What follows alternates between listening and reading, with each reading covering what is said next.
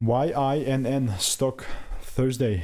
In this 1 minute video, I'm covering technical analysis and price predictions. So where is it going from Thursday and onward? The YINN ETF. Let's talk about it. We had just recently a pretty decent decrease in price. Kind of melted out of nowhere for the whole week. That puts us down 25%. Yeah, I'm aware.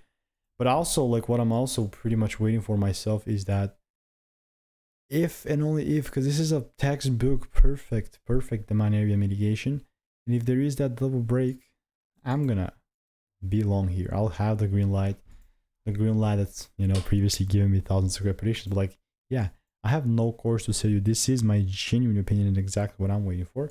So if you want to learn to make more money by taking less trades, just click the first link in the description, the free course. Our reviews are 5 stars. You're coming back into YINN ETF.